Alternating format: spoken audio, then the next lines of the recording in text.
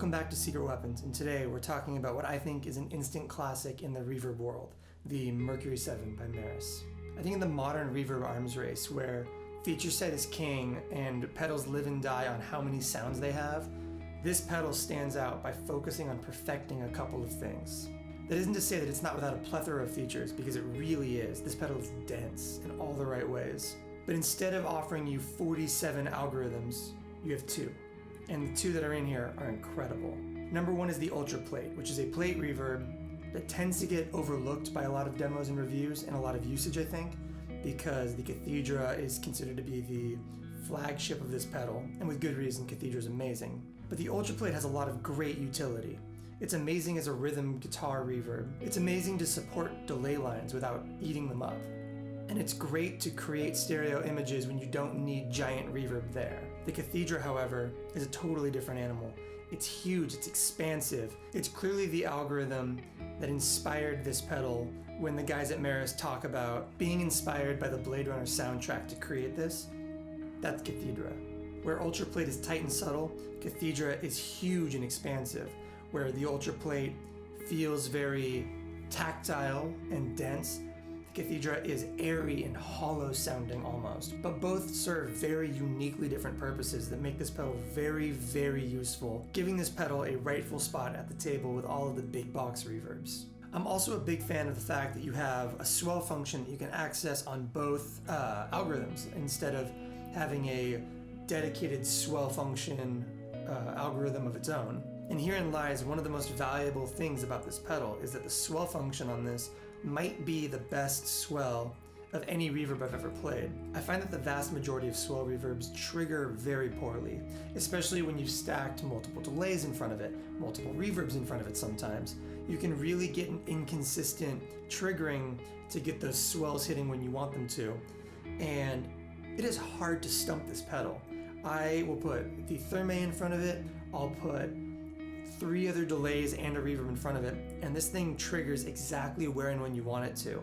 It's amazing. The design on this is really, really good. No single reverb is perfect though, and in the same breath that I want to praise the consistency of the swell mode, I also do have to raise my one real critique of this pedal, which is that when you activate swell mode, it sums your input signal to mono. And if you're running big stereo effects into this pedal, it's noticeable, and it's kind of a jarring transition if you activate swell while playing. The reverb on it stays stereo, mind you, and so you're still getting a stereo output, but if you have giant, wide input coming into this pedal, you will notice when you make that transition, which is a shame because, like I said, this is one of the best swells I've ever used, save for this one issue. But I will say, it has not stopped me using it very, very often, so let's talk about some of my favorite applications for this pedal, and then let's jump into some examples of it. Number one, running pitch shifting into this pedal is incredible. Whether it's the lo-fi Therme repeats or some of the pitch shifting modes on something like the Empress Echo system, the Cathedra mode on this pedal is so light and airy and kind of gentle with the way that it treats its own trails and it treats the way that it's interacting with repeats. The Cathedra mode really allows you to get creative with your pitch shifting when you run into this pedal without it ever feeling messy. Secondly, and still staying in the Cathedra mode, I find that you can run mono reverbs into this pedal really well. Right now I'm running the Chase Bliss Dark World into the front of this. The huge stereo sweep on this thing really allows you to kind of get far-reaching in your stereo mix. It'll sound dense in all the right ways, and it really allows you to change the character of this pedal without having to do a lot of alternate functions, and it also gets you to some places that you wouldn't get with this by itself. It stacks well. That's the big thing, is it stacks really well with other reverb. And lastly, I want to say that the Ultraplate mode, because it's subtle but it's still a good stereo image, really is a great way to accentuate a mono reverb if that's your main reverb sound.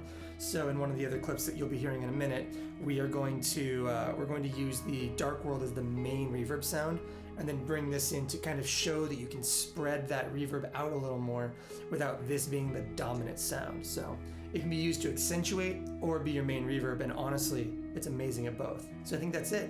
Let's dive into this thing and see how it sounds.